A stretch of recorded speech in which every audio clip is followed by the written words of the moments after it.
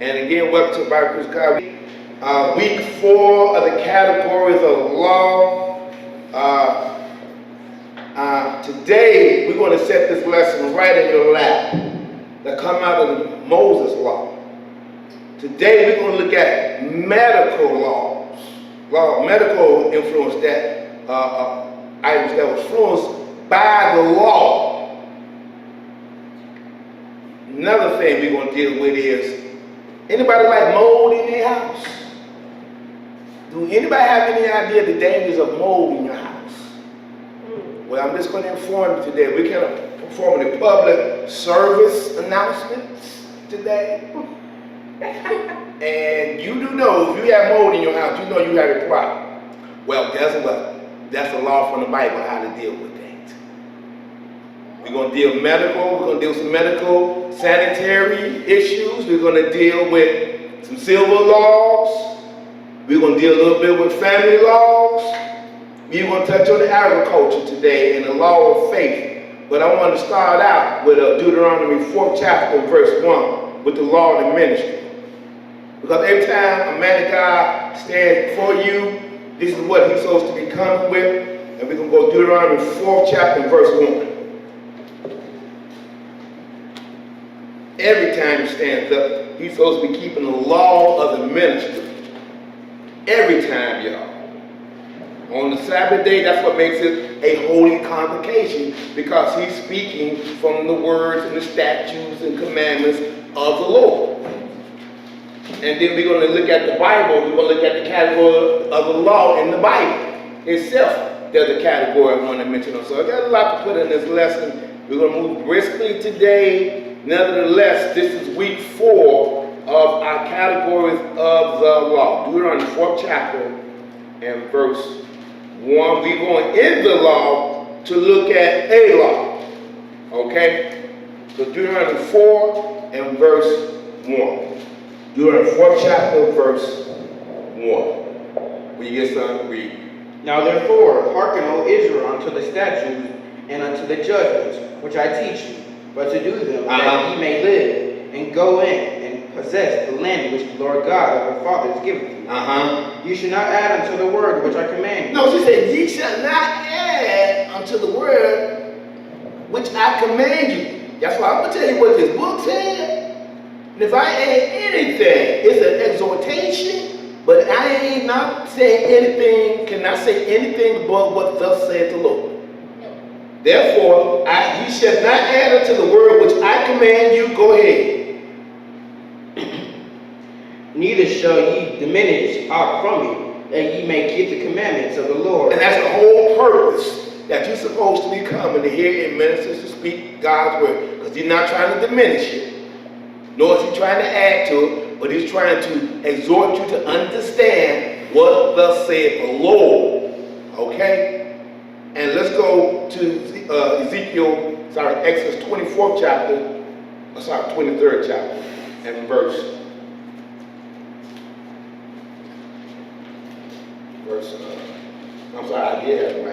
verse 24, Exodus 24 and verse 7. Because when we speak what thus saith the Lord from the word, from his book, this is in the law. So we're going to read Exodus 24 and verse 7. Read. And he took the book of the covenant and read in the audience of the people. See, that's what we're going to speak, y'all. We're going to read this book to you. This is a ministry's way of imparting to the people what thus saith the Lord by doing what? Taking the book of the covenant and reading it in the audience of the people. And what did they say? Go ahead. And they said, all that the Lord hath said will we do, and be obedient. Wait, and they said, all that the Lord said, we will do, and be what? Obedient. This is the law of ministry. This is what we believe in executing every Sabbath, and every ministry is supposed to operate like this. Why? Because of 1 Peter 4 and 11. Let's go to 1 Peter 4th chapter and verse 11.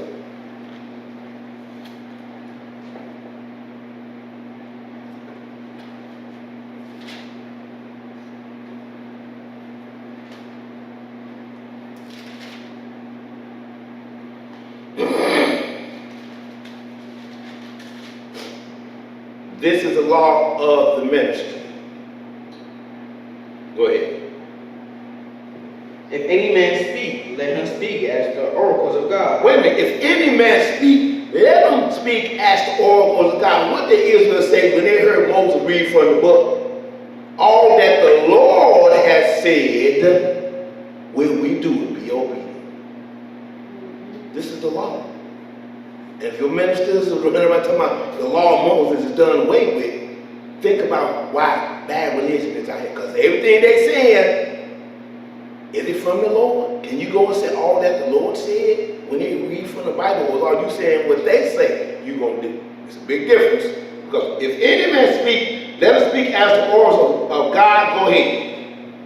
If any man minister, let him do it as the ability which God giveth. See, that's why it varies from minister to minister. He said, and if any man minister, let him do it as the ability which God giveth. Not me going to some institution to try to get some DVT up on my skin up on my wall. No. And God gives the ability, y'all. Go ahead. That God in all things may be glorified through Jesus Christ. Who may be glorified?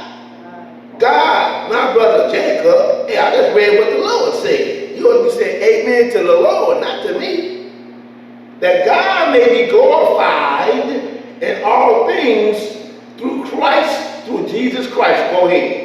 To whom be praise and dominion forever and ever. Amen. See, that's an amen. That is an amen. That to whom be praise and dominion forever and what? Ever. So let's go to Isaiah 20th chapter, 8th chapter. Matter of fact, I got so much to get out. Let's get right into this category, y'all. The first one I'm gonna sit this right in your house. That right now, you know, if you spot mold in your house, Houston, you got a problem. Okay? So here's what I'm going to do. Let's go to Leviticus 14th chapter. And we're going to read something here. But I'm going to go to the health officials. I'm going to put this document that I got concerning mold. That you are concerned about right now. You don't want to see no mold in your house. You want to keep this law that we're about to read, y'all. Let me get this thing up. Because it is so imperative that we are mindful.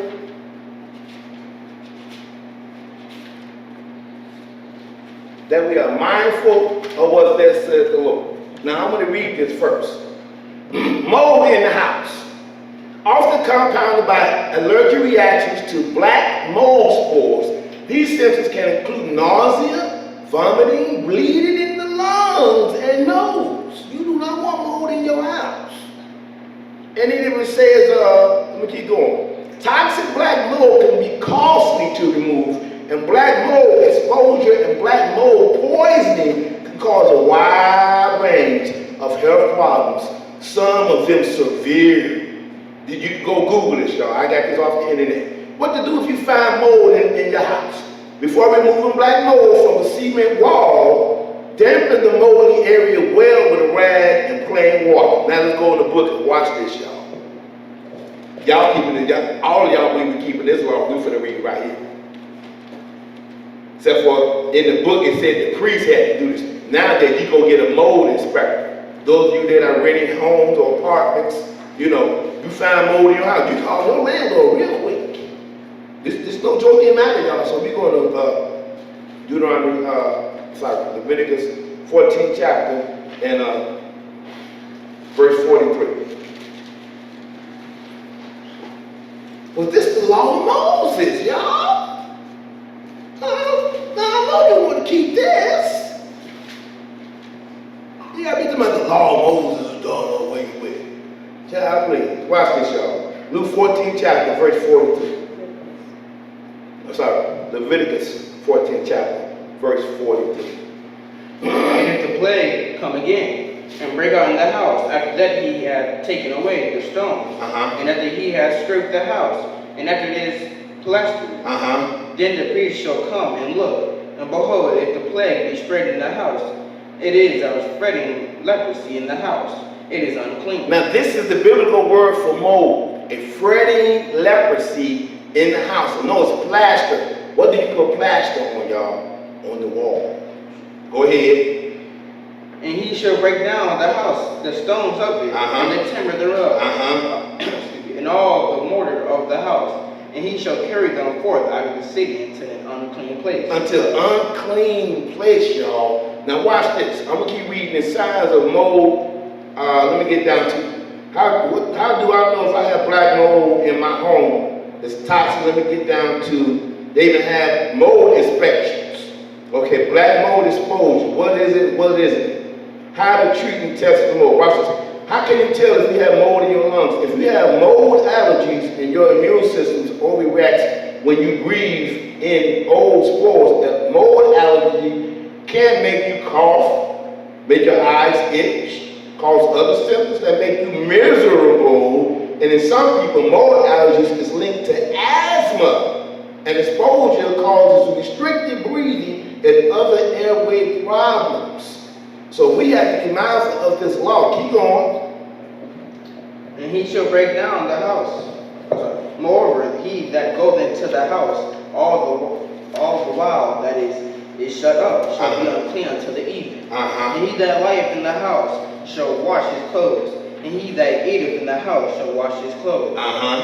And if the priest shall come in and look upon it, and behold, the plague hath not spread in the house, after the house was plastered, then the priest shall pronounce the house clean, because the plague is healed. See, so that's why you have mold inspectors that come out and look at your house and make sure you don't have any spores in your house.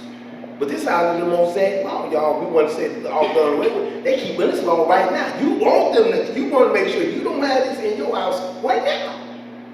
Right now. So now let me move on to another aspect or category of the law. Here's what I'm going to do. The Bible itself is broken down. We're going to look at the category term for the first 5 books. The first 5 books of the Bible.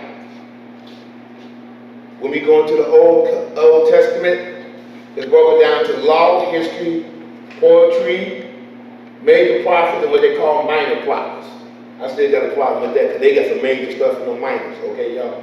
Anyway, the first 5 books, Deuteronomy, start Genesis, Exodus, Leviticus, Numbers, and Deuteronomy. That is the law. That is the foundation of the whole Bible, y'all. It contains the creation in it. It contains so many things in it that we've done, that we went in before to show you got yet to be fulfilled. God has yet to rest. Okay, that's in the law. Israel has yet to be returned. That's in the law. So this is another category. When you talk about the law also, you could be talking about the first 5 books of the Bible.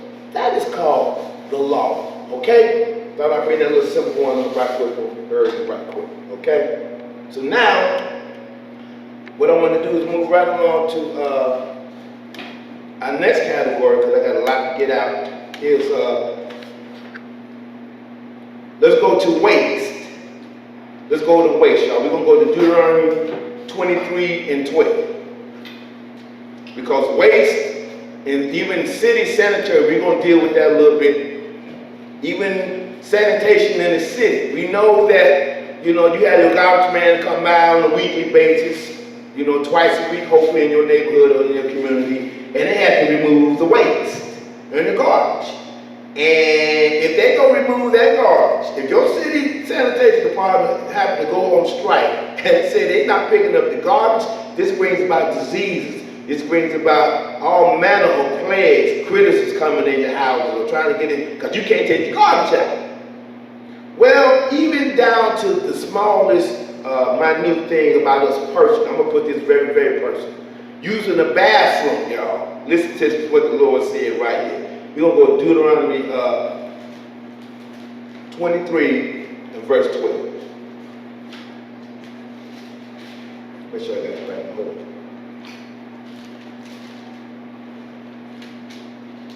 Deuteronomy 23 and verse 12. These categories of the law are very, very relevant to today, y'all. They're so applicable, such as mold, that right there. You know, some people might be saying, man, I need to check my house, make sure there's no mold in there now, because they may be smelling it. Nevertheless, we're going to move on to this waste. Now, Deuteronomy 23 and verse 12. Watch what the Lord told Israel. And we feel this way till this day, y'all. And we're going to understand why the Lord said this too. Deuteronomy 23 and verse 12. We're on the sanitary, y'all. Go ahead. Thou shalt have a place also without the camp, whither thou shalt go forth abroad. Now he said, thou shalt have a place without the camp, whither thou shalt go forth abroad. Now he's actually talking about the bathroom, y'all. That's why you have outhouses. That's how you have what they call porta johns, okay? That's why your bathroom system, if it goes jacked up, you're going to be howling and screaming, we need a plumber in here now. Okay, your toilet should go bad. Nevertheless, because this is Israel in the wilderness, we understand this is what it's talking about. He said, without the camp, whither thou shalt go forth abroad. Watch what the Lord told him. Go ahead. And thou shalt have a paddle upon thy weapon. He said, thou shalt have a paddle upon thy weapon. Go ahead. And it shall be when thou wilt ease thyself abroad. So when thou shalt ease thyself abroad, go ahead. Thou shalt dig therewith. And shalt turn back and cover that which cometh from thee. So we know what easing yourself from that which coming from you is. So when you do that, notice he said, and thou shalt turn back and cover that which cometh from thee. So we know what that is, right? Proceed. For the Lord thy God walketh in the midst of thy camp. Oh, wait a minute. Well, he was telling them because the Lord God walketh in the midst of them. Interesting. Now watch what the Lord said. Go ahead. To deliver thee. Yes, sir. To give up thine enemy before thee. Therefore shall thy camp be holy. Oh, so when you cover this up, you keeping your camp holy. It's just like we don't want no outhouse in your house. And you do realize when you use the washroom, you do flush. Nobody want to smell that. It's the same with God. Right now, you believe in keeping this law. Go ahead. That he see no unclean thing and turn away from thee. Wow. He said that he see no unclean thing in thee and turn it away from thee. Now he said, because the Lord God walketh among you. Now watch this. Let's go to 2 Corinthians 6 and 16. Is God still walking amongst us? Let's see in this aspect why you still feel this way. You don't want anybody coming over your house and he look at you, dude, you got poop on your floor, dude. Really? We out. Why you got poop? No, nobody want to live like that. You keeping the law. Yes, sir. We hit the category that's very, very, very personal. You don't want no mold in your house. You don't want no poop in your house. God didn't want you to walk around seeing poop. Now watch this. 2 Corinthians 6 and 16. We're going to start there for this purpose right here. 2 Corinthians 6 and verse 16. Go ahead. And what agreement hath the temple of God with ours? Now in this case, you the temple. Okay? Go ahead. For what? For what? Fellowship with righteousness. In verse 16. Oh, sorry. For ye are the temple of the living God. Yes, sir. As God has said, I will dwell in them. And walk in them. Oh, wait a minute. So God being you, now he said, I will dwell in them and what? Walk in them. So now you got God walking in you. Why would you want to be around poop? Nobody wants to be around poop. Okay? When you walking in the street, you come on now. Do I need to elaborate because why? Because we keeping the law, y'all. All of us. We just keeping this Mosaic law. If you want to go there, but it's actually God's law, and he dictated to Moses. Because if God be in you, he said, I dwell in them and walk in them. Go ahead. And I will be their God, and they shall be my people. Yes, sir. Wherefore come out from among them, and be ye separate, saith the Lord, and touch not the unclean thing, and I will receive you. Oh, even beyond the cross, being unclean matters? Cleanliness matters? This ought to be one of those that are what they call neat freaks and clean freaks. This ought to be their favorite lesson. They ought to be, man, this is the best thing I heard come out of BCOG in 100 years. This here, right here. Because this talking about mold. You don't want mold in your house. You don't want it to get unclean, nitpicky. Because God walketh among you. He said he walked in them and would be their God.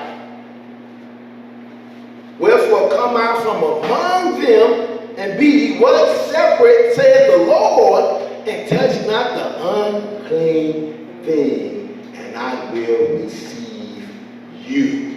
Okay? So now let's go look at another aspect of this thing. Let's go to Leviticus 15 chapter.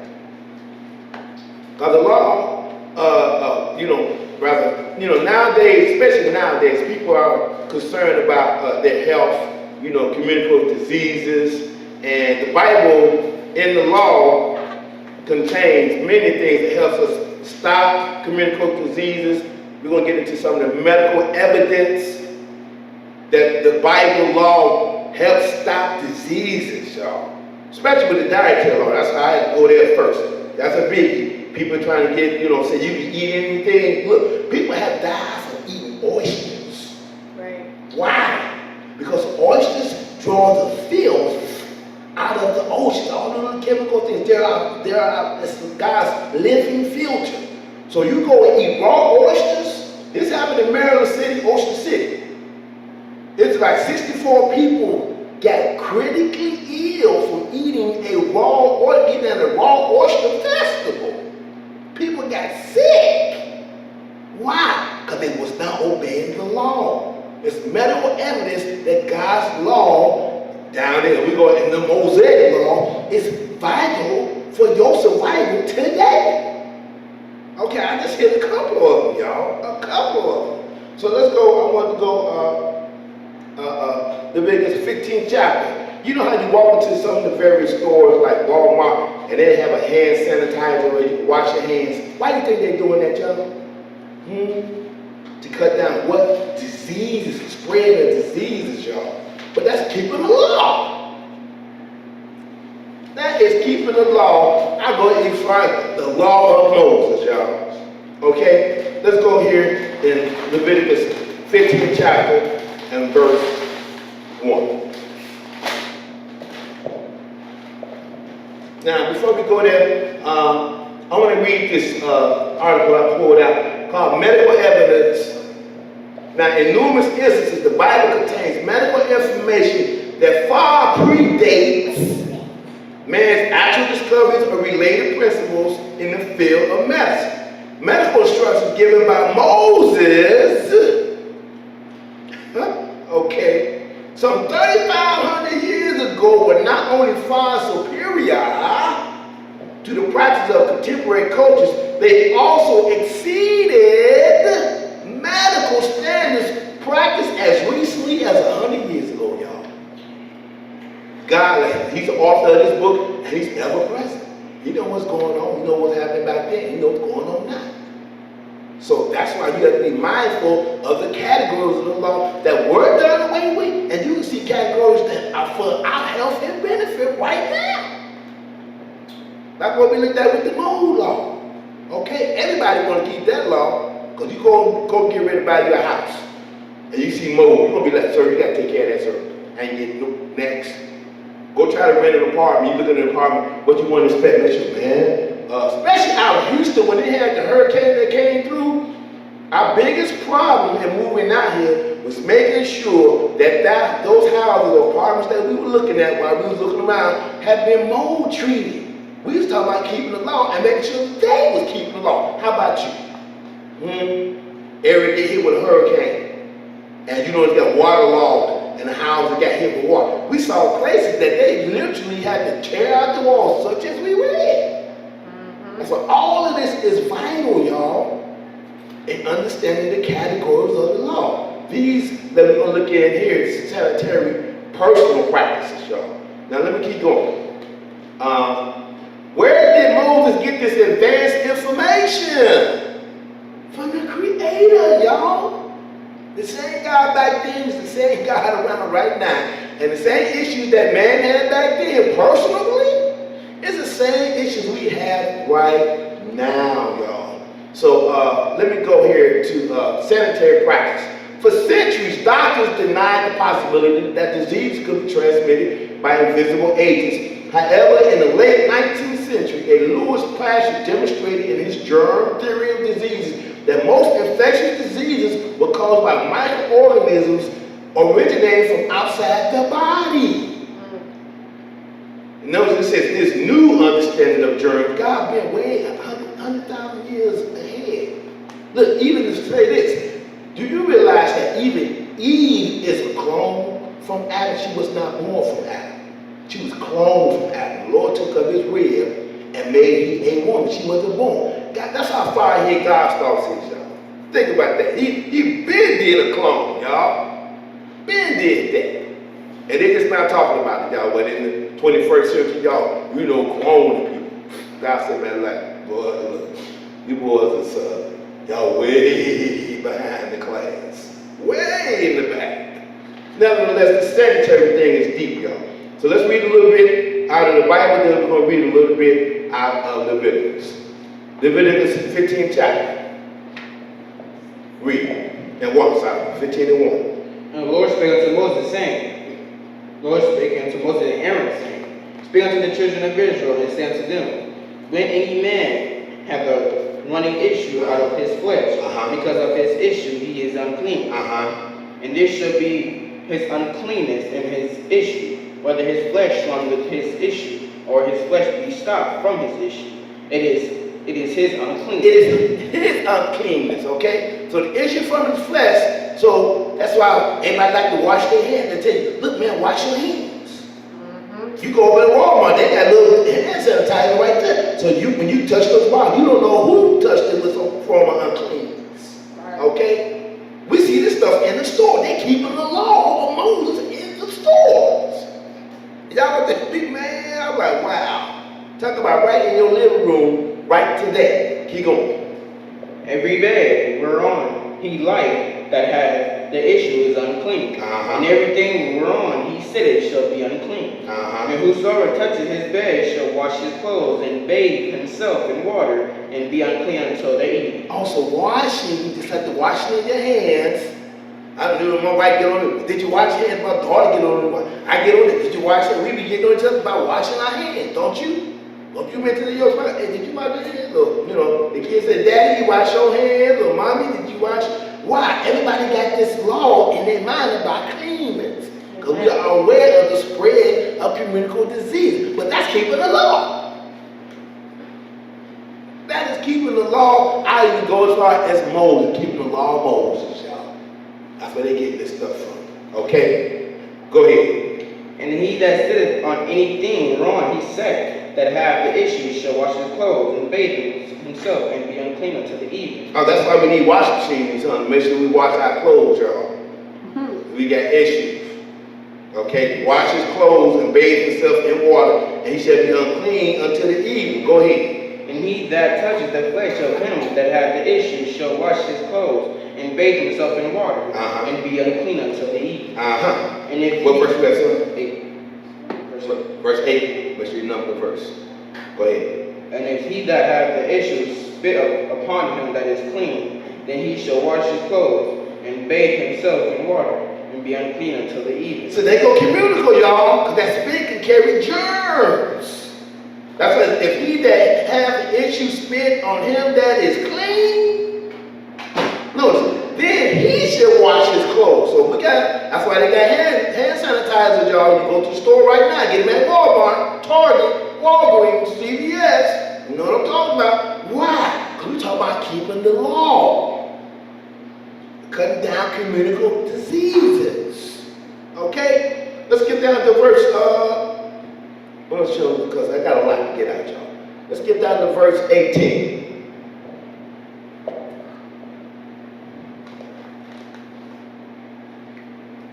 Skip down to verse 18. There's a lot in this law of Moses that is so relevant to today, it ain't funny. I hope I can get as much as I can today.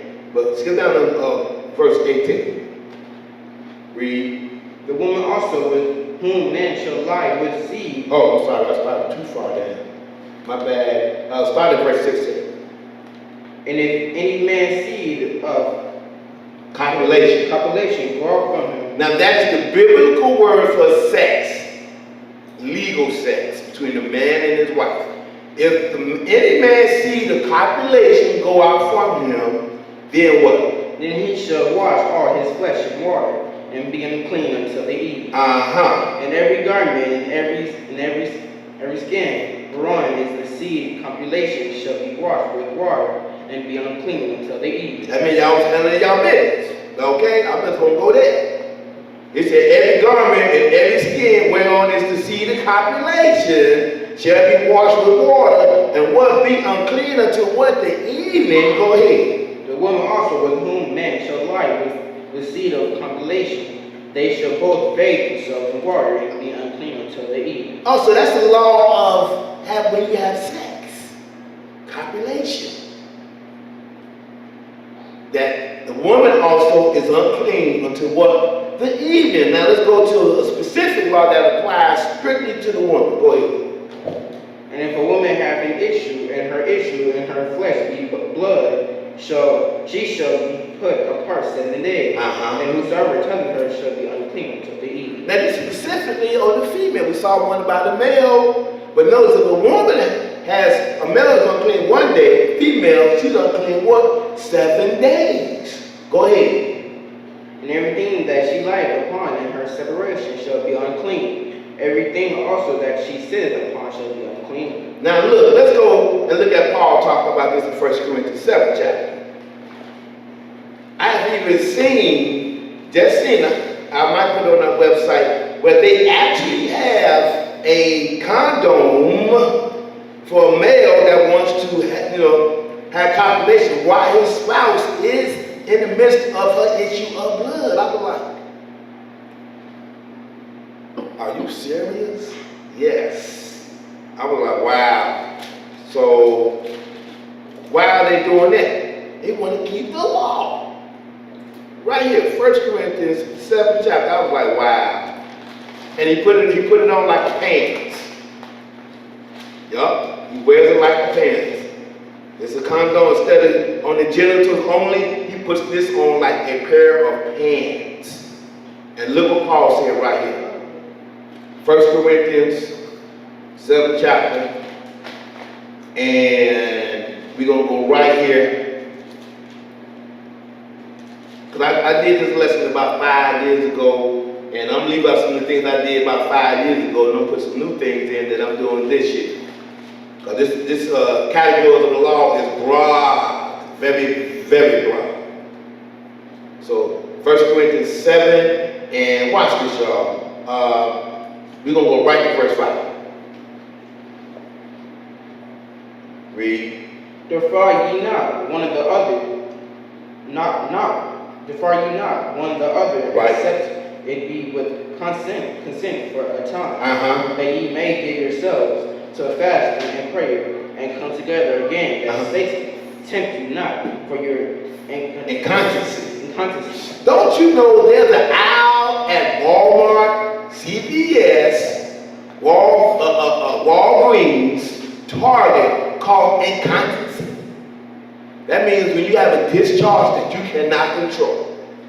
And when you go down to the aisle of incontinency, you find there the tampons and your, grown-up diapers, things for issues of blood, y'all. Why do they have that there? In your store right now. Go to the store right now. Well, not on a Saturday, something like that. But go check out your Walmart. Check out your Walgreens, man. Look what it's going to say, incontinency. Why? They're keeping the law. That's why. Keeping the law of Moses right now. Because this is personal. This goes beyond the cross. It's up to you whether you want to keep it or not. Your health is at stake. You can call yourself all manner of problems if you disobey this law. But it even said here, defraud not one another, except you be for consent for a time, 7 days. And we see the word incontinency. Go look, you can go look. I'm gonna put a picture of them on Walmart. Look out, it says incontinency. And you know what's in that aisle, y'all. The Tampax, your tampons, Okay? For what? For the issue of blood, y'all. So now, let's do ourselves a favor now, because I got a lot to get out. So that's dealing with personal. Let's do ourselves a favor. Let's go to agricultural laws right quick, y'all. Let's go to Leviticus 25th chapter and verse 4. Agricultural laws. Leviticus 25 and 4. They practice this now, farmers. Those of you that may know some farmers, they can only sow the land for so long, then they got to let the land rest. That's why you see you'll be driving on long journeys, and you see like, man, why is that big old giant field, nothing on it, next to a huge cornfield? Because they keep it the law. Agricultural law that God established in the Mosaic law. Right here, Leviticus 25 and verse 4. Let me make sure I got that. I'm going to start right there. Let's do this. Start at verse 1. Read. And the Lord spake unto Moses in Mount Sinai, saying, Speak unto the children of Israel, and say unto them, When ye come into the land which I give you, then shall the land keep a Sabbath unto the Lord. So Sabbath meaning rest. The land needs to rest, y'all. And watch this. Go ahead. 6 years thou shalt sow thy field, and 6 years thou shalt prune thy vineyard, and gather in the fruit thereof. But in the 7th year shall be a Sabbath of rest unto the land. Oh, the land got to rest like you got to rest? Yes, sir. They are keeping the law, y'all. I used to wonder when I was looking, I'm like, why they got all that dirt out there? Man, right next to a big old giant cornfield. When I was going on long road trips. Why? They keeping the law. But in the 7th year, ye shall have it be a Sabbath of rest unto the land. Go ahead. For the Lord, go ahead. Sabbath for the Lord. Yes, sir. Thou shalt neither sow thy field, nor prune thy vine. That's why I be dirt out there, y'all. They let it grow, let it do what it's going to do. And naturally, and then go ahead. That which groweth of its own accord of thy harvest, thou shalt not reap. So you leave that alone. They leave that alone. That's why what they do, they get out there, they cut all the weeds down, and take all that and just, they just pretty much refurbish the land, y'all. Refurbish take all the weeds out. Go ahead, neither what? Neither gather the grapes of thy vine and rest, for it is a year of rest unto the land. Oh, so it was a year of rest unto the land. Those of you that have been on long road trips or live out in rural areas where they farmers at or heavy farming, they let the land rest, y'all. They let it rest. Go ahead. And the Sabbath of the land shall be meat for you, for thee, for thy servant, and for thy maid, and for thy hired servant, and for thy stranger that sojourneth with thee, and for thy cattle, and for the beasts that are in thy land, shall all the increase thereof eat meat. Yes, sir. So we see that's agricultural laws, y'all, for the land. I want to go now. Try to get. Let's go to the law of faith. Let's go switch over. Let's go to the law of faith. Or do I want to go? No, I want to go to silver laws. Let's go to Romans 13 chapter. Romans 13 chapter, verse 1.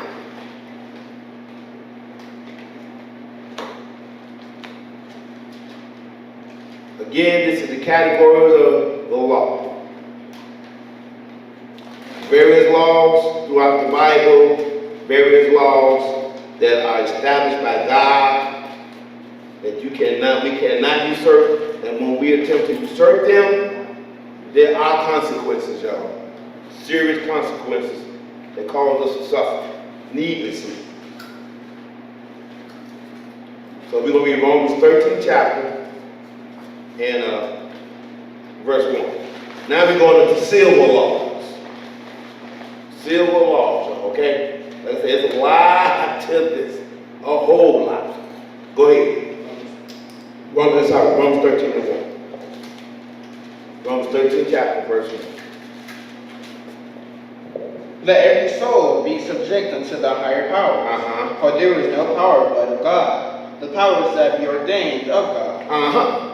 Whosoever therefore resisteth the power, resisteth the ordinance of God, and they that resist shall receive to themselves damnation. Now this is talking about the ordinances that are set up that are ordained of God. Ordinance is another rule for law. Okay? Whosoever resists the powers that he set up, resist the ordinance of God, and they that resist shall receive damnation to themselves. Go ahead. For rulers are not a terror to good works, but to the evil. Without then not be afraid of the power. Do that which is good, and thou shalt have praise of the same. Yes, sir. For he is the minister of God to thee for good. But if thou do that which is evil, be afraid, for he beareth not the sword in vain. For he is the minister of God, a revenger to execute wrath upon him that doeth evil. Now, notice what it says. For the rulers are not a terror to what? Good works. Think about it. Stealing, killing, murder, those are one of the obvious ones. Perjury, you throw perjurers in, they throw perjurers in jail. We're going to read something about the judges and judicial along those lines. But he said, but he is not a terror to good works, but to the evil, without them not be afraid of the power to do that which is good, and thou shalt have the praise of the same. Now let's hold this spot, and let's go to Deuteronomy 21 and 22. Hold this spot, let's go to Deuteronomy 21 and 22. Because you sit up there running amok and doing evil, we're gonna see what they can do to you. You're doing evil, we're going to Deuteronomy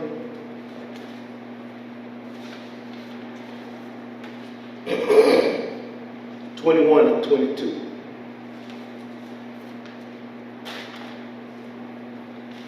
Deuteronomy 21 and verse 22. Because you have capital punishment, you see people do some heinous crimes, get executed. But what were they doing, y'all? What were they executing? Let's see what they did. 21 and verse 22. Now this is under the old, this is back when the Lord brought Israel out, but nonetheless the principle is applicable to this day, and they still do it, y'all. You have states right now that have death penalty laws. Somebody got executed here in the state of Texas, I think, toward the latter part of last year, put to death. Why? Verse 22, go ahead. And if a man have committed a sin worthy of death, and he be to be put to death, and thou hang him on a tree. Notice he said, if a man have committed a sin worthy of what? Death, and he be to be. That's why I talk about evil. That's why this is the civil law. This is the law of judicial execution to be put to death. Thou shalt what? Hang him on a tree. Go ahead. Now they electrocute. They used to be hanging, y'all. I mean, straight up. We see they hung us. Okay? But that was injustice. We talk about justice, y'all. Go ahead. His body shall not remain all night upon the tree. That's what they did a lot of violating of that. They had us up there like Christmas ornaments. So when they hung one of us, they're supposed to cut us down. But the execution of the principle is if he had done sin worthy of death. But look, let's go back. I want to go back. Go back to Romans and keep going. We read verse 4. It says, for he is a minister of God to thee for good, if you done evil. But if thou doest that which is what? Evil, meaning worthy of death, be afraid, for he beareth not the sword, what? In vain. For he is a minister of God, and a revenger to execute wrath upon him that doeth evil. That's why when the Lord come back and take down these Gentiles, it's going to be so horrible, because we can read where they further the affliction against God's people. That's why it's going to be so bad when the Lord come back. Oh, he is the revenger, y'all. The avenger. Trust me. Okay? They're going to find out, y'all, when the end game really get here. Okay, we go there for real. Go ahead, verse 5. Wherefore ye must needs to be subject, not only for wrath, but also for conscience sake. See, we have to do good in the conscience and sight of all men. Okay? That's why there was a situation presented to me that a brother said, well, you know, me and my wife went and got married, and we had somebody that said they had, I said, was he a minister of God? Did he have the authority to, did he sign off on the paper? Was he a minister, first of all? Or was it just a friend that was doing? So he was, you know, so I was letting them know, look, there's a reason why you want that paper with your wife signed so that you can submit it to the state. There's a reason why, y'all. Because wherefore must needs be subject not only for wrath, but also for conscience sake. There's civil laws that are applicable. Because I've seen people go and say, well, brother, I don't need to go down to no court or stand for no judge. You know, once I lay with my woman, that's it. In the sight of God, you actually just begun. But the powers that are ordained of God, you must acknowledge that. You must. Therefore, go ahead, verse 6. For this cause pay ye tribute also, for they are God's ministers, at attending continually upon this very thing. Remember, he said the powers that be are ordained of God. Go ahead. Render therefore to all their dues. So render therefore to all their dues. Brother or sister, if you need to get married, go down and get the marriage license certificate. Go get the paper, man. Put papers on the baby, please. Put a ring on it too. That's a render to all their dues.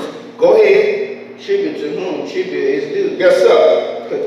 Custom to whom custom. Look, I love my wife. Look, I'm just saying, man, but I gotta put a ring on it, man. So hey, Fletch, look, hey, is she? Yeah, I'm married. We know we married, but y'all need to know I'm married. Okay, because you got people say, oh man, that's paid to get in the ring. Oh brother, you don't need to go down there. No, you need to, for conscience sake, y'all. In the sight of God and man, you must render. Custom to whom custom is due. Remember, we ain't talking about nothing evil, y'all. Go ahead. Fear to whom fear. Yes, sir. Honor to whom honor. Now, honor to whom honor. So let's go to Colossians 1 and 16.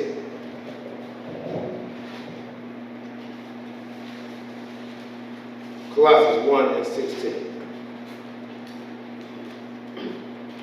Then we're going to get into some family law right quick. Little family law. There's so many categories, y'all. I'm sitting there looking at my time. I know I'm going to run out.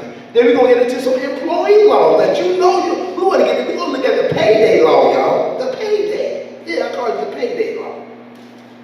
Oh, y'all want me to get there real quick, I know. Anyway, some of y'all bosses be tripping. Anyway, Colossians 1 and verse 16. Because it's talking about Jesus. Go ahead.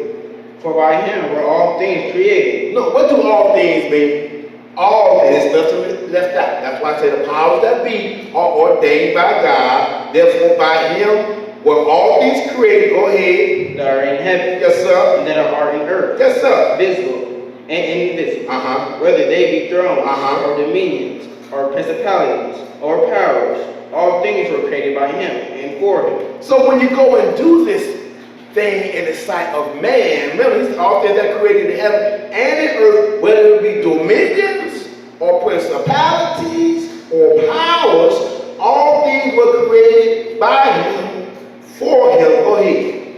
And he is before all things, and by him all things consist. Yes, sir. And he is the head of the body, the church, who is the beginning, the firstborn from the dead, that in all things he might have the preeminence. That's right. That he may be first. So when you acknowledge, you pay honor to whom honor, custom to whom custom, render to all their dues in the sight of God. The Lord know what you're doing, brother. When you go get that ring, put a ring on her finger, go get their papers. He know what you do. In the sight of God, you doing that which is right, because he ordained the powers that be. Okay? So now with that being said, let's go to Exodus, the 18th chapter. Exodus, the 18th chapter. Because God set these things up for civil laws and civil rulings So that because all things, you have religious aspects of things, and then you have civil aspects of things. Again, there are civil things and there are things that are religiously applicable. And right here, the Lord made provisions for the civil side of the house. Exodus 18th chapter and verse 13.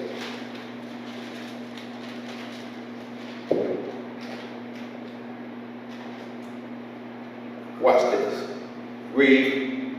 And it came to pass on the morrow that Moses sat to judge the people, and the people stood by Moses from the morning until the evening. And when Moses' father-in-law saw all that he did to the people, he said, What is this thing that thou doest to the people? Why sittest thou thyself alone, and all the people stand by thee from morning until evening? Now, could you imagine Moses sitting up there passing judgment? It's like one of those lines at the dog on DMV when you go and get your license. Oh my God, we gotta hear for one guy. Oh, everybody in the drug, y'all. We standing there waiting in line coming. Could you imagine that? So Moses' father-in-law, who was not an Israelite, Right, that's right. he was looking at this thing, just common sense, just like, hey, wait a minute, man, why do you stand there from evening till morning? And when Moses' father-in-law saw all that he did to the people, he said, What is this thing that thou doest to the people? Why sittest thou thyself alone, and all the people stand by thee from morning until evening? And then watch what Moses said. And Moses said unto his father-in-law, Because the people come unto me to inquire of God. Okay, go ahead. And they have a matter, they come unto me. And I judge between one another. And I do make them know the statutes of God, and his law. And Moses' father-in-law said unto him, The thing that thou doest is not good. See, look, the thing that thou doest is not good to come into one man. That's why you got to spread the wealth, brother. We got to spread the wealth. And this brother was looking at Moses' situation. Even though he was coming, everybody was coming to inquire of God, and when they have a matter, they come unto me, and I judge between one and another, and I do make them know the statutes of God and his laws. And Moses' father-in-law said to him, The thing that thou doest is not good. Watch what verse 18 said. Go ahead. Thou wilt surely wear away, both thou and this people that is with thee, for this thing is too heavy for thee. And if you know Israel, if you look at your people, I'm sorry, okay, please forgive me. Okay, our people will wear you out, flat out. And he said, man, look, thou should surely wear away both thou and this people. That's why once you know who Israel is, you be saying, could you imagine Moses standing in front of these people? Woo!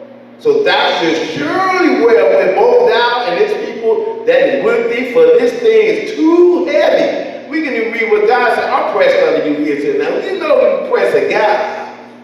Moses didn't know. He get ready to get took out by these people, y'all. Anyway, these people, oh my God, have mercy on us. Have mercy on us.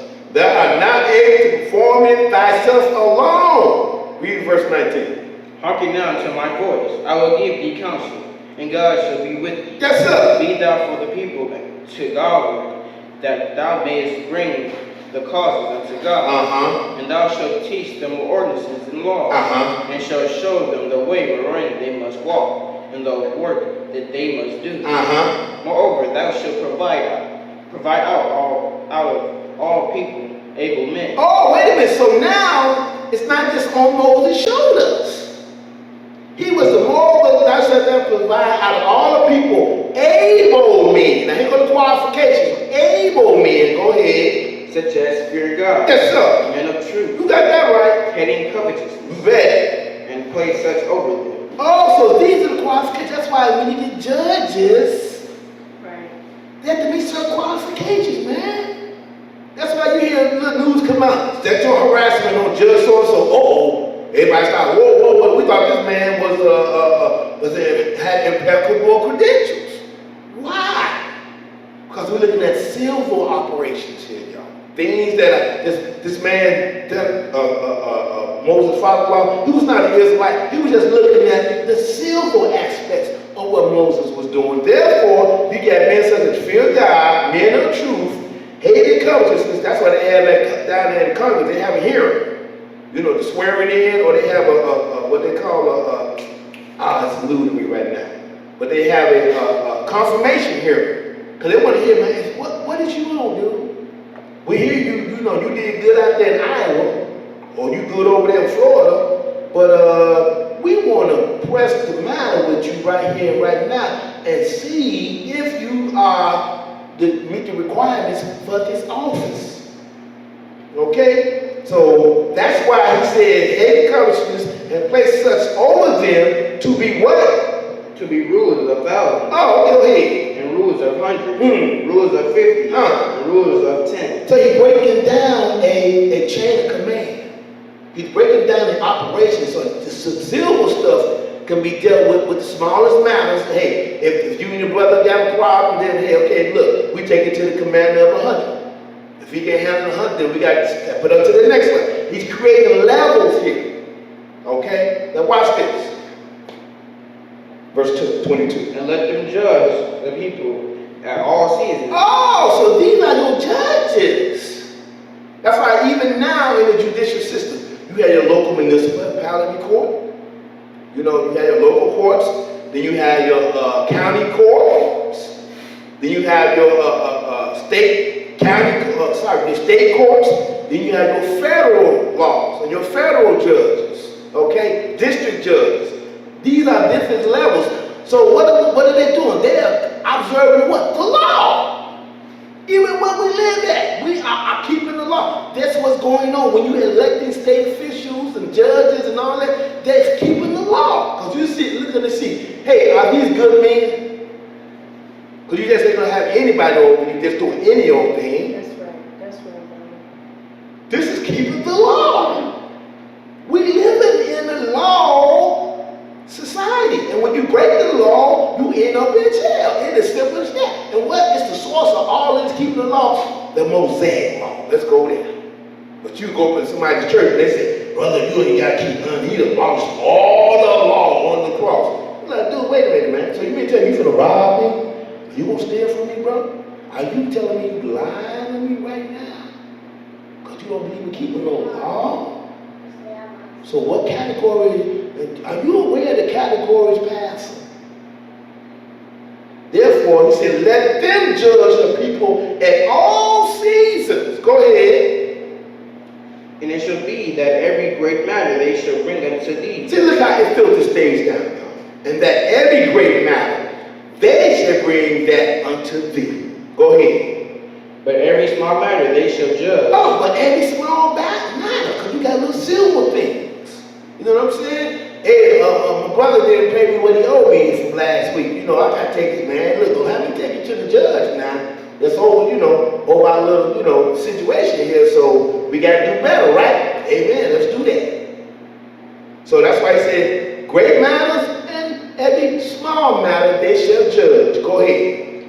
So shall it be easier for thyself. Yes, sir. And they shall bear the burden with thee. Yes, sir. See, we can't. That's why even it's written in the New Testament. Bear thy brother's burdens, so fulfilling the law of what? Christ. So this matters we judge between ourselves. Then you take it to the next level. Okay, hey, we couldn't get it here. Let's take it, step it up. And we got to, as if we got to. So we see here, so shall it be easier for thyself, and they shall bear the burden with thee. Go ahead. If thou shalt do this thing, and God command thee so, then thou shalt be able to endure, and all this people shall also go to their place in peace. Yes, sir. So Moses hearkened to the voice of his father-in-law, and did all that he had said. Oh, so he took advice, common sense advice, from one that was not an Israelite. Think about that. That's why we can hear what comes from a stranger. If he got common sense, pay attention. Amen. Gotta be so arrogant. My mother was being arrogant. Oh, I'm Israel. You can't tell me nothing. You a stranger. But let's see what God said about it. Go ahead. And Moses chose able men out of all Israel, and made them heads over the people, rulers of thousands, rulers of hundreds, and rulers of fifties, and rulers of tens. So Moses was pleased with this thing. He used common sense, rather. We see how Moses is pleased with that. So he see Moses hearkened to the voice of his father-in-law and did all that he had said. And Moses chose able men out of all Israel and made them heads over the people, rulers of thousands, rulers of hundreds, rulers of fifties, and rulers of tens. And what did they do? Verse 26. And they judged the people at all seasons. The hard causes they brought unto Moses, but every small matter they judged themselves. Yes, sir. Moses let his father-in-law depart, and he went his way to his own land. So someone from another land had common sense practicality that they gave to Moses. So why can't we accept practical application? Come on, y'all. That's what this is, silver. That's what we just read. Okay, y'all, that's why Moses' father-in-law, he departed and went to his own land. So now let's go to Deuteronomy 16 chapter and verse 18. Deuteronomy 16 and 18.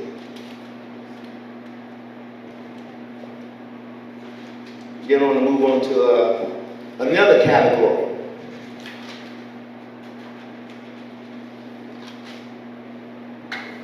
Deuteronomy 16, 18 chapter. Go ahead. Sorry, Deuteronomy 16 chapter, verse 18. Read. Judges and officers shalt thou make thee in all thy gates, which the Lord thy God giveth thee throughout thy tribes, and they shall judge the people with just judgment. Oh, and don't we get judges even nowadays, y'all? Yep, that's right.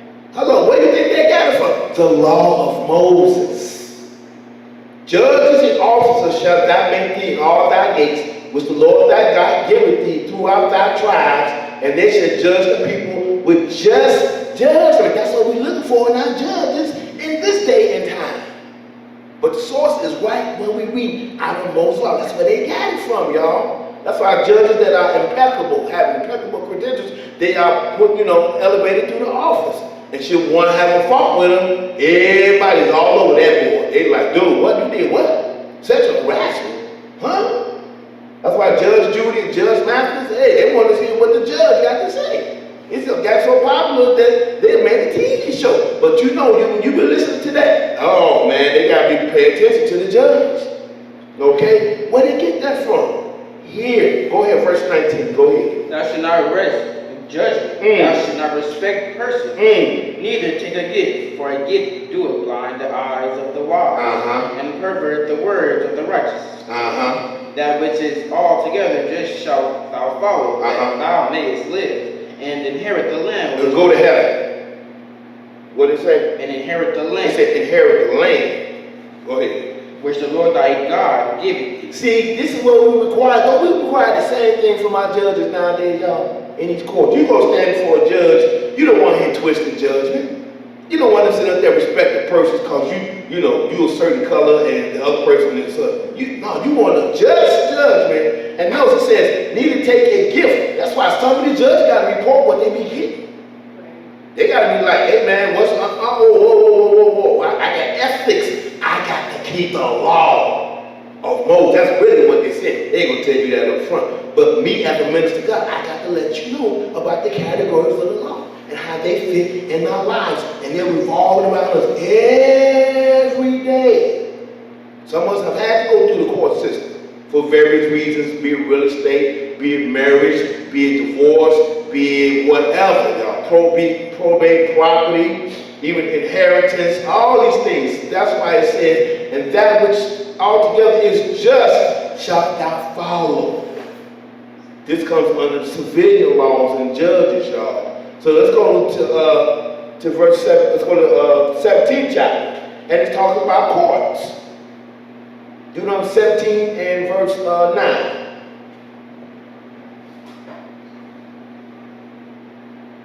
Let's start at verse 8. Read. If there arise a matter too hard for thee in judgment, between blood and blood, between plea and plea, and between stroke and stroke, being matters of controversy within thy gates. Oh, now we're talking matters of controversy, y'all. Okay? I mean, it just ain't the normal, little normal disputes that, every day we all go through certain things, y'all. You know how life can be. But when there's a controversy that's what? Too hard for thee in judgment, between blood and blood, between plea and plea, and stroke, being matters of what? Controversy within thy gates. Go ahead. Then shalt thou arise, and get thee up into the place which the Lord thy God shall choose. And thou shalt come unto the priests, the Levites, and unto the judge that shall be in those days. In those days, go ahead. And inquire, and they shall show thee the sentence of judgment. See, right now, because look, we already read and showed you during this whole series how the Lord switched over to Melchizedek. Okay, Levitical priesthood suspended. Nevertheless, the principles are even applicable to this day. He said, and there shall be in the judges that shall be in those days, and inquire of him, and they shall show thee the sentence of what? Judgment, y'all. Go ahead. And thou shalt do according to the sentence which they of that place which the Lord shall choose shall show thee. And thou shalt observe to do according to all that they inform thee. So, because it depends on what we at and what land we at.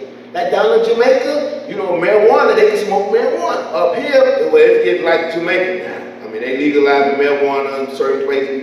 You got what they want to call a sacred leaf store. So it's kind of shifted. But the laws, see, these civil laws tend to shift and change over time. God's moral laws never change. His feast laws never change. His dietary laws never change. That's why they are categories of the law. Hence, we see, in this case, he said, because keyword, which they of that place, it could be China, could be over in Russia, could be down in Georgia, could be up in Canada, could be down in South America, could be in Brazil. That place, who knows where you at, Israel, and we are there. And thou shalt observe to do according to all that they inform thee, according to what? Go ahead. According to the sentence of the law which they shall teach thee. According to the sentence of the law which they shall teach thee. Go ahead. And according to the judgment which they shall tell thee, thou shalt do. Thou shalt not decline from the sentence which they shall show thee to the right hand, or nor to the left. See, it's all because this is civil, y'all. Because it varies from country to country where we've been scattered. Maybe over in Europe. Maybe down in Australia. Israel, you might be down at the bottom of South America. You might be just over the border over there in Mexico. Nevertheless, you shall not decline from the sentence which they shall show thee to the right hand nor to the left. Go ahead. And the man that will presumptuously and will not hearken unto the priest that standeth to minister there before the Lord thy God, or unto the judge. No, she said, or unto the what? The judge. Even that man shall die. And thou shalt put away the evil from Israel. Then we read in Romans, he is the one, he bears not the sword in vain, but to them that are evil, be afraid. So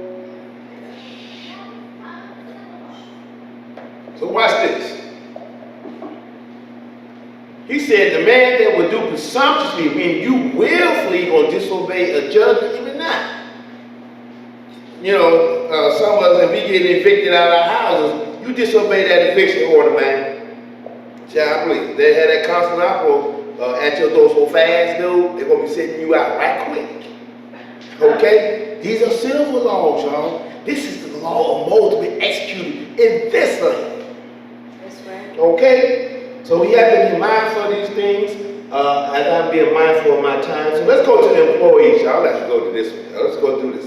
Let's go to Leviticus 19th chapter, verse 13. Now, the biblical word for a boss is a master, okay? I'm going to put it like that. The biblical term for your boss is your master, because when you show up at work, you best to be doing what the boss said or your master said. That's the biblical term to put it. So let's read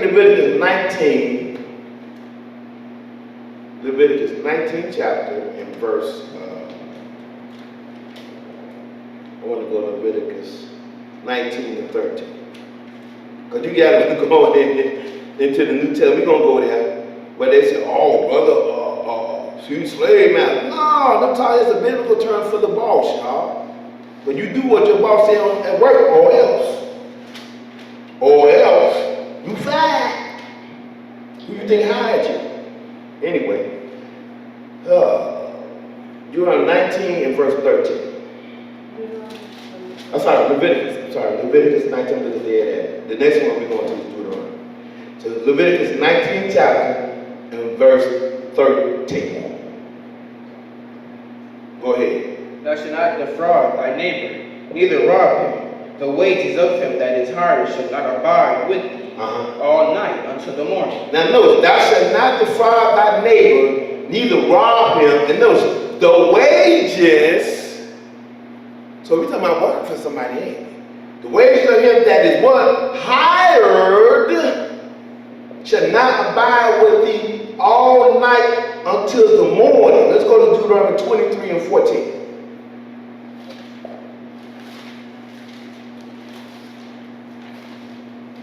When payday show up, y'all, you expecting your pay, man. 23:14.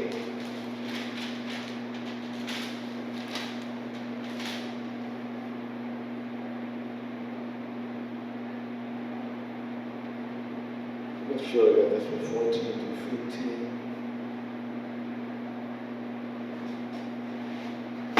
Shit, that's what I'm holding on.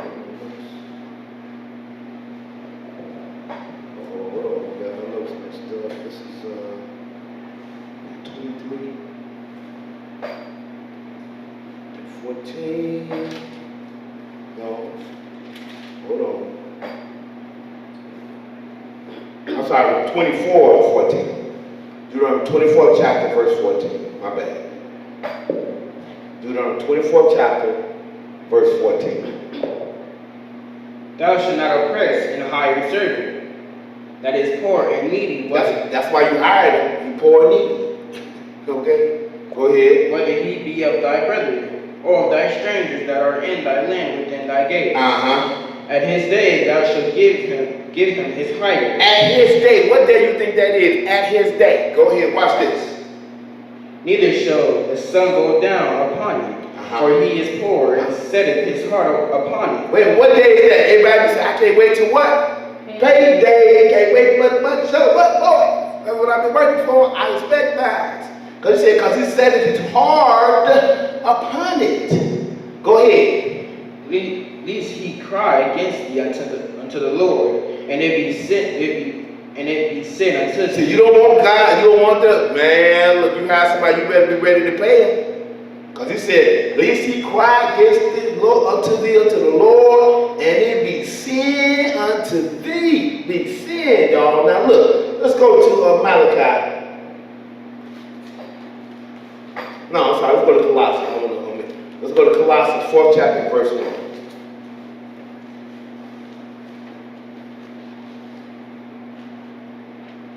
Because you got so many corrupt minds, so people that's mind is so corrupt, don't realize this is only talking about the boss. Colossians 4th chapter and verse 1. Colossians 4th chapter and verse 1. Masters, give unto your servants that which is just and equal, knowing that ye also have a master in heaven. Oh, so master, so who's our master in heaven? Who's our boss in heaven, y'all?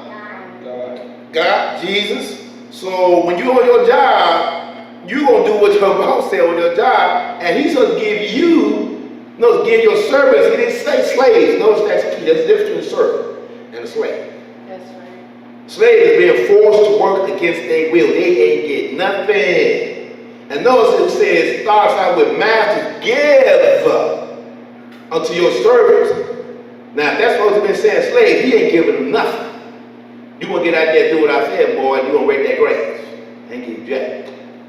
That's what they try to make it say. It's saying a slave. No, a servant is giving something because he's providing a service. Service.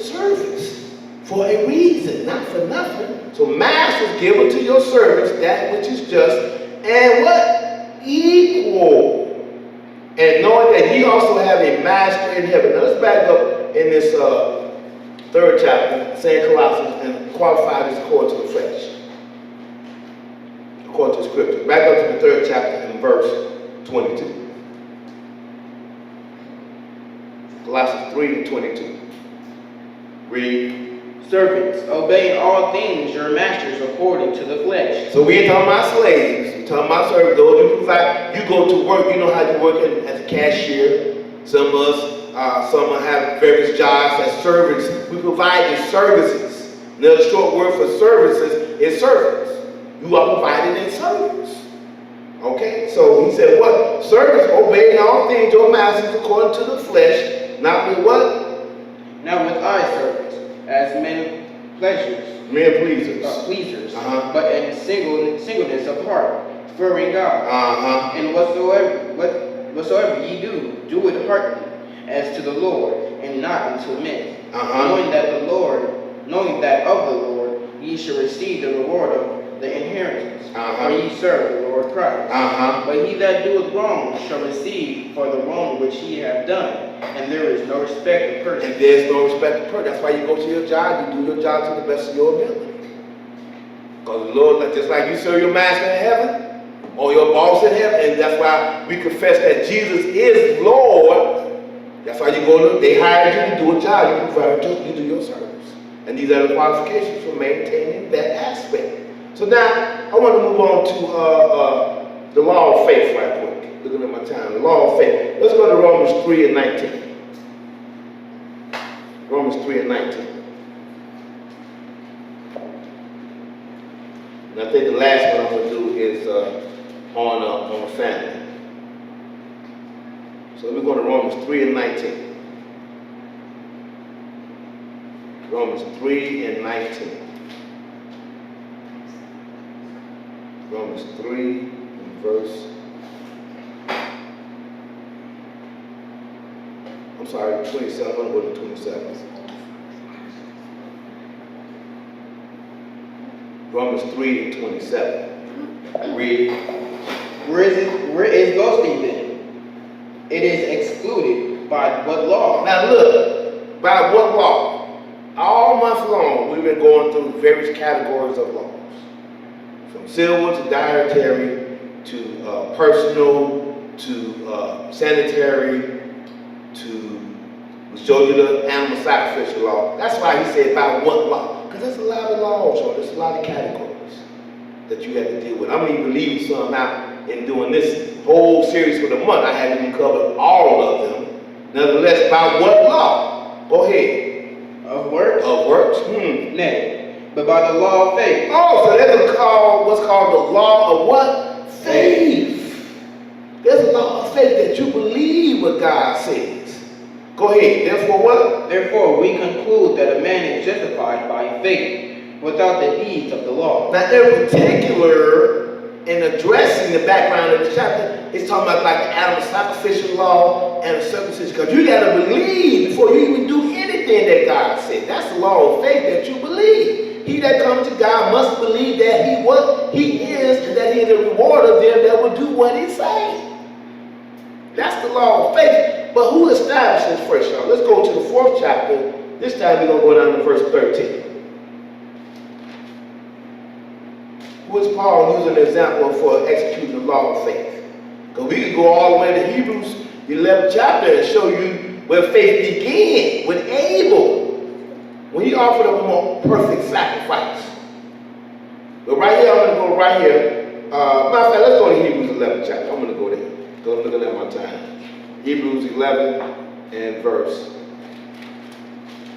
1. We'll look at this law of faith. Hebrews 11 and verse 1. Read. Now faith is the substance of things hoped for, the evidence of things not seen. For by it the elders obtained a good report. By faith, the elders obtained a good report. Let's see when it started, y'all. Go ahead. Through faith we understand that the worlds were framed by the word of God. Oh, wait a minute. The world was framed by what? The word of God. And we can read where it says faith comes by hearing, and hearing by what? The word of God. That law. Because you have to believe that God's word is law to you. Because if you don't, it's just going to be a piece of paper to you. Nevertheless, For by it the elders obtained a good report through faith, meaning belief. We understand that the worlds, plural, were framed by the word of God. Go ahead. So that things which are seen were not made of things which do appear. By faith, Abel offered unto God a more excellent He sacrifice. executed the law of what? Faith. Because he believed God. And he offered up a more excellent sacrifice than Cain. Go ahead. By which he obtained witness that he was righteous. God testifying of his gifts, and by it he being dead as speaketh. Yes, sir. By faith Enoch was translated that he should not see death. So he was removed. By faith he was removed. That's what this in this case we can show you now. Go ahead. That's another lesson. And was not found. Yes, sir. Because God had translated him. Yes, sir. For before his translation he had this testimony that he pleased God. So, because without faith it's impossible to please God. Go ahead and read. But without faith it is impossible to please him. For he that cometh to God must believe that he is, that he is a rewarder of them that diligently seek him. By faith Noah, being warned of God of things not seen as yet, moved with fear. Oh, faith called you to move. That's right. You ain't gonna just sit there. We can go read well. It says faith without what? Works is dead. That's the law of faith. He showed your faith by what you do. So he said, with his faith, he yet moved with what? Fear. Go ahead. Prepared an ark to the saving of his house. Now what if he didn't believe? Right. What if he didn't operate by the law of faith? He didn't that. Oh, it's gonna rain, God, really? I'm out here in the middle of all this field. And you think it's gonna ask him, I need to build a boat out here, man? Really? Really, God? Really? That's how you got some people active when it comes to faith. They really don't, they're not operating by the law of faith. When you tell somebody about the word of God, you can tell that they're going to execute the law of faith. They're going to move. What else they going to do? They're going to do, they're going to offer up. Okay? They're going to move. They're going to move with fear. They're going to react to what you're saying. So here, he moved with fear, prepared an ark to the saving of his house. You prepare when you hear something. Oh, wait a minute, man. I didn't know that. It's like the day I heard that I need to get in this book, I was like, that moved me because I executed the law of what? Faith. Go ahead. By the which he condemned the world. Yes, sir. He became heir of the righteousness, which is by faith. Which is by what? Faith. By faith, y'all. He executed the law of faith. It's been around since Abel, y'all. That's how long the law of faith been around. Let's go ahead and keep going to the next page here. Go ahead. By faith, Abraham, when he was called to go out into a place which he should after receive for inheritance, obeyed. Oh, faith called you to what? Obey. That's what faith called you to do. You believe in the person, you don't obey them. You don't believe, you be like, next. Faith, the law of faith causes us to fear, move with fear, or move. I put it like to make a movement. Called you to prepare something, to do something, and called you to obey. So Abraham obeyed, and he did what? He went out. Go ahead. After received for an inheritance, obeyed, and he went out, not knowing whither he went. By faith he sojourned in the land of promise, as in a strange country, dwelling in tabernacles with Isaac and Jacob, and heirs with him of the same promise. So now let's go look at what constituted Abraham's faith. Let's go to Genesis 26 chapter. Genesis 26 and verse 5.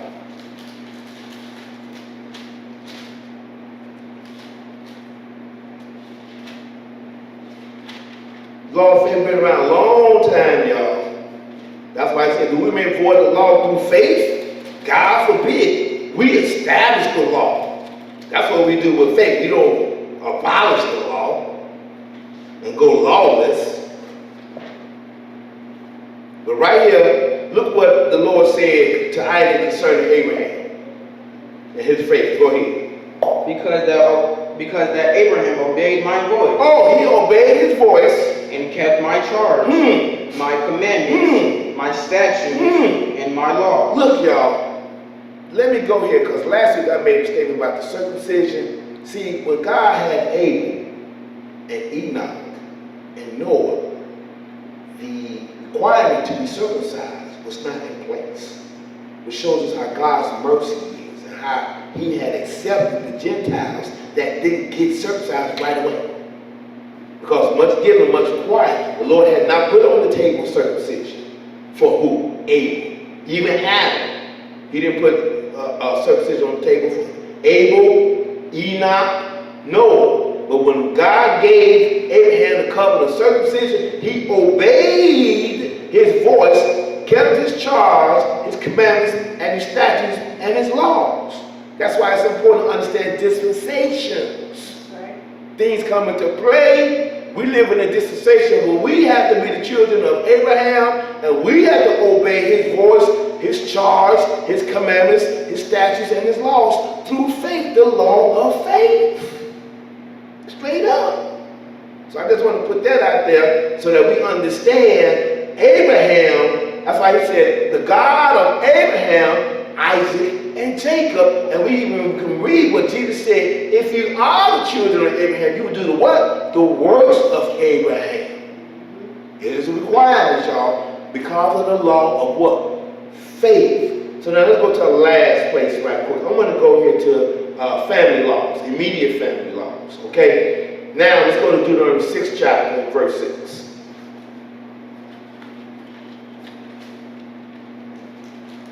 Deuteronomy 6 and 6. And there's so many people that violate this law right here. Because they especially last Sunday, they violated it and they gave their children each day of the bunny rabbit, knowing that they got nothing to do with Jesus. Because watch what the Lord said to do for the children, y'all. This is the immediate family law. We're going to go ahead and Deuteronomy 6 chapter and verse 6. Read. And these words which I command thee this day shall be in thine heart, and thou shalt teach them diligently unto thy children, and shalt talk of them when thou sittest in thine house, and when thou walkest by the way, and when thou liest down, and when thou risest up. Oh, so we should teach them diligently to our children. Not give our kids things that are pagan. Not give them things that don't make sense. You imagine you giving your child rabbits and eggs, and then they got to test about a rabbit and rabbits next week. Okay? Then they sit down and test. They're going to be like, wait a minute. I just had a rabbit and an egg, and wait a minute. Rabbits have babies, but they don't have eggs. But it's okay, because I got it in the church. Mommy get it. And they go in their feather test. And the teacher asks her, little Johnny, why did you put down there that rabbits lay eggs? Because we just had it on Easter Sunday. That's what mommy and daddy got me. Really? F stamp boom. Let me explain. I'm going to pull you off to the side, little Johnny. You know rabbits don't lay eggs. But why they give that to me on Sunday for Sunday? That's another lesson, y'all. Anyway, nevertheless, we got to teach our children, y'all. Now let's go to Proverbs right quick. Proverbs, the 22nd chapter, verse 6. I'm actually Proverbs 1 and 8. I'm looking at my time, trying to be mindful of that. Proverbs 1 and verse 8. Again, we're concluding our categories of the law. I didn't do all of them, because you got marriage laws, property laws, inheritance laws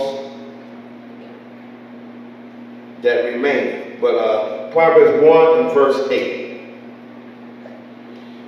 My son, hear the instruction of thy father, and forsake not the law of thy mother. For they shall be an ornament of grace unto thy head, and chains about thy neck. Now notice it say, my son, hear the instructions of thy father, and forsake not the law of thy mother. Now there's a physical side and a spiritual side. The protocol is that which is natural is first. Then that afterwards which is spiritual. So we look at that fathers and mothers, we ought to train our child up in the way we ought to go. They ought to go. So he said, forsake not the instructions of thy father. Father provides instructions, y'all. And a mother has a law. Okay? Anyway, let's go to Proverbs, we're moving right along, 22 and 6. No, I'm sorry, let's go to Deuteronomy 24 and 5. Deuteronomy 24th chapter, verse 5.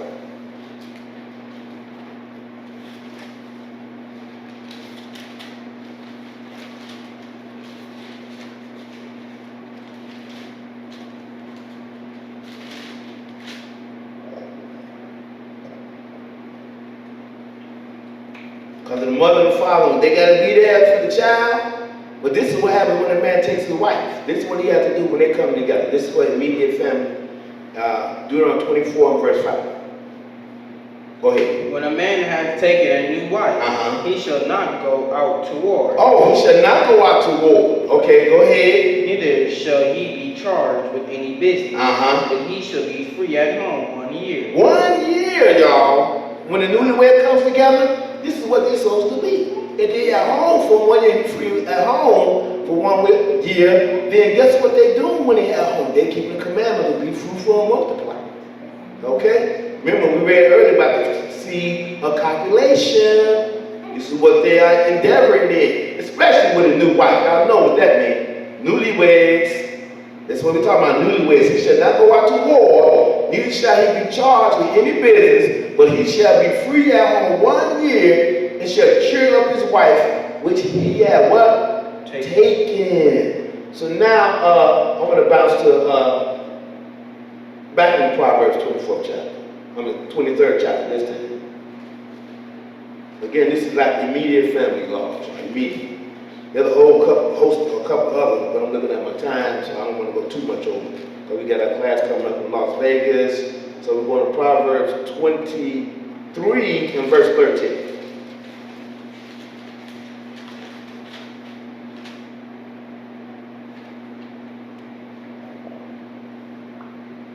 And then we got one more verse after this. So Proverbs 23, verse 13. Make sure I'm there with you. Go ahead. Withhold not correction from the child, for if thou beatest him with the rod, he shall not die. Thou shalt beat him with the rod, and shalt deliver his soul from hell. Now, nowadays, this is here what we consider child abuse. Trust me. Nevertheless, how do we deal with this in modern days, y'all? When they say you can't lay a hand on your child. Now, I'm talking about the generation of these days. Take that cell phone from that boy. Watch what happens. Remove that Xbox game out of his room. Get that PlayStation and take it out of the room, and you watch what happens to him. He's going to be in pain, because you know they live by the cell phone, they die by the cell phone. Get that iPad phone and watch what happens. You're going to pay attention to it. That's the equivalent of beating him with a rod, and thou shalt deliver his soul from what? Hell, because now he's going to pay attention. And I'm speaking to this generation.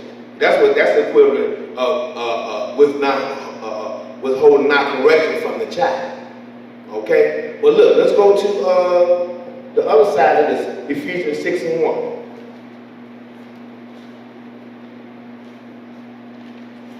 Because there's a whole vast, we just touched on the categories. We're not going in depth right now. So you feel I left a few things, I just touching on it, not to go in depth. Because there's a lot of these, there are lessons behind civil laws. There are full lessons behind family.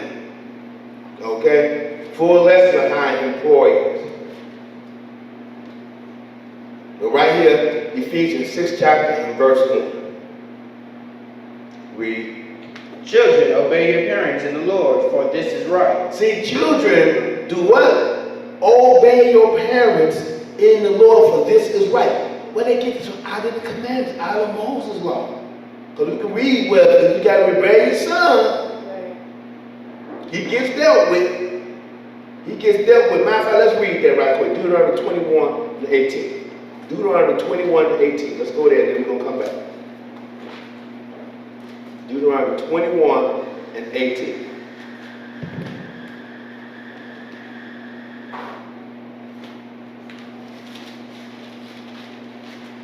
Deuteronomy 21, verse 18.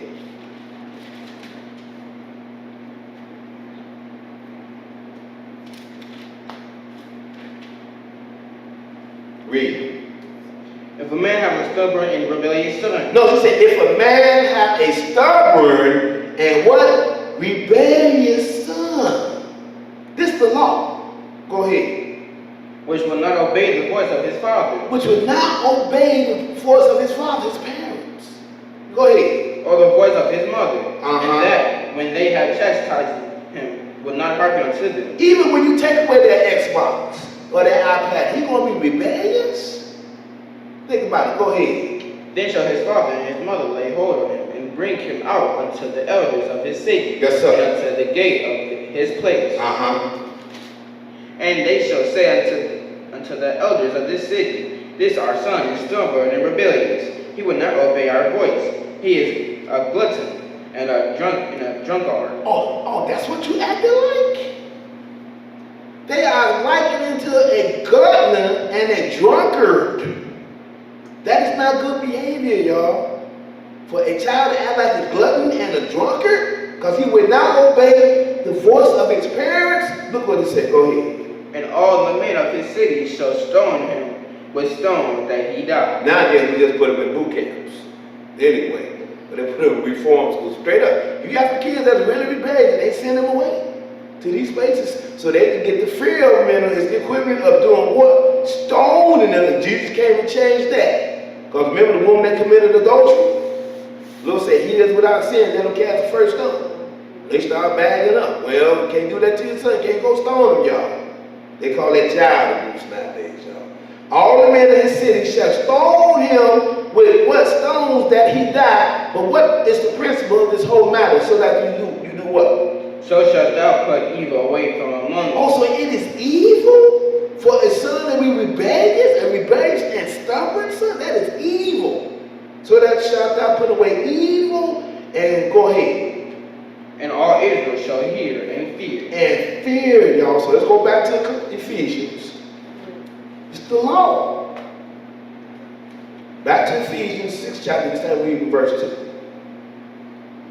Honor thy father and mother, which is the first commandment with promise. Wait a minute, what they get that out of? That come out of the 10 Commandments. That's a moral obligation to honor your father and your mother.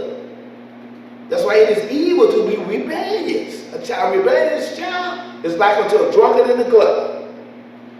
Okay, even if they got reprimanded, they will still act like that's like they being drunk. So he said, honor thy father and thy mother, which is the first commandment with promise. Go ahead. That it may be well with thee. Yes, sir. Thou mayest live long on the earth. Yes, sir. Now look, that's a responsibility of the child. Now watch how it goes on the parent side. See, the Lord covered both sides of the hash mark, y'all. Go ahead. And ye fathers, provoke not your children to wrath. Say, don't provoke your kids to wrath, man. Don't badger them and all that. Just go all in on them. Hey, ain't giving them a chance to say nothing. You gotta say something, son. Anyway, nevertheless. But ye fathers, provoke not your children to wrath. Go ahead. But bring them up in the nurture and admonition of the Lord. Meaning the advice of the Lord. So I'm going to go ahead and end it right there in the categories of law that we've done all month long with our Wednesday evening programs answering the anti-law doctrines. So I hope you guys are understanding this day from our week 4 of the categories of the law.